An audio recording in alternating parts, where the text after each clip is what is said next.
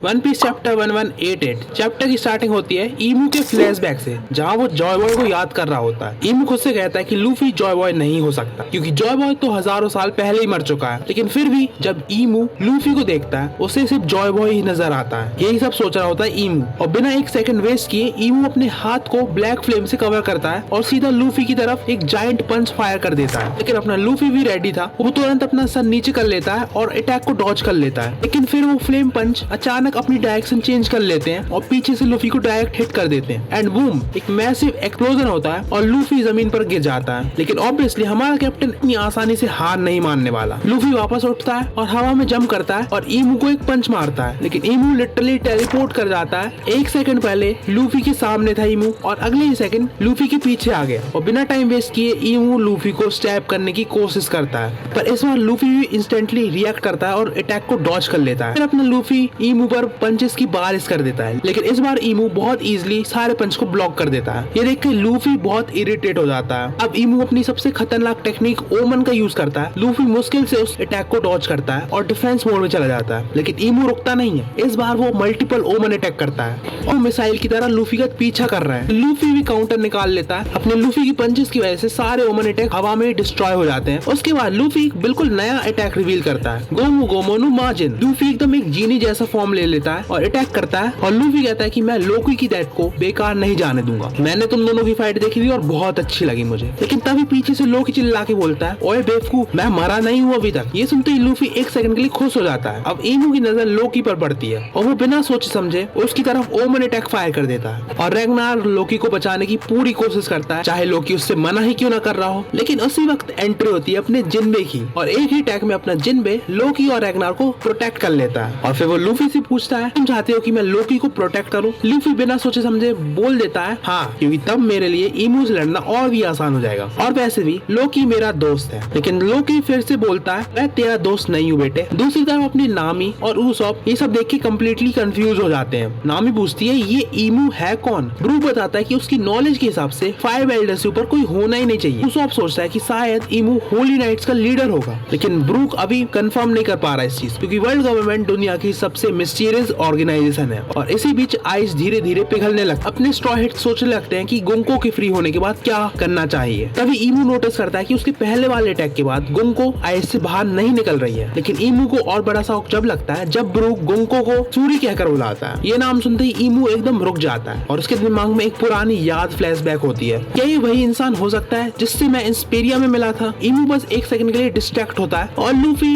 इस मौके का फायदा उठा के और अपने अटैक रिलीज करता है। लेकिन ईमू बिना किसी प्रॉब्लम के अटैक को ब्लॉक कर देता है और फिर ईमू अपने ओमन अटैक को स्पैम करने लगता है लूफी पर और फिर अपना लूफी भागने लगता है। इसके बाद ईमू जमीन पर उतरता है और अपनी बैक रिंग से एक बहुत ही नई तलवार निकालता है। उसका नाम है बोहू। जैसे ही कटाना बाहर आती है आसपास के सारे पेड़ पौधे सूखने लगते हैं, लाइफ फोर्स उनकी जाने लगती है। ईमू उन सबकी लाइफ फोर्स एब्जॉर्ब करने लगता है और कुछ ही सेकंड्स में सारे पेड़ पौधे सूख जाते हैं। ये देख के लूफी बिल्कुल शॉक हो जाता है, लेकिन उसी मोमेंट पर ईमू फिर से टेलीपोर्ट करता है, सीधा उसके पास पहुंचकर अपनी स्वॉर्ड से अटैक कर देता है। एंड देखो लूफी का मुंह, उसके मुंह से ब्लड निकल रहा है और अटैक करते हुए ईमू एक लाइन बोलता है जो इस चैप्टर का सबसे बड़ा मूवमेंट बन जाता है। ईमू बोलता है कि मुझे पता है तुम जॉय बॉय नहीं हो सकते, क्योंकि असली जॉय बॉय तुमसे कहीं ज्यादा पावरफुल था। अब देखो इस चैप्टर में मुझे काफी मजा आया एंड लास्ट में जो ये लाइन है ना कि तुम जॉय बॉय नहीं हो सकते क्योंकि जॉय बॉय बहुत ज्यादा स्ट्रॉन्ग है, मतलब ये सुन के मजा ही आ गया। अब पता नहीं नेक्स्ट चैप्टर में क्या होगा, और नेक्स्ट चैप्टर अभी ब्रेक पे है, कुछ 10 या 9 दिन बाद आएगा। अच्छी लगी हो तो वीडियो को लाइक करना, चैनल पे नहीं हो तो सब्सक्राइब करना एंड मैं तुमसे मिलूंगा नेक्स्ट वीडियो में। जब तक के लिए बाय बाय।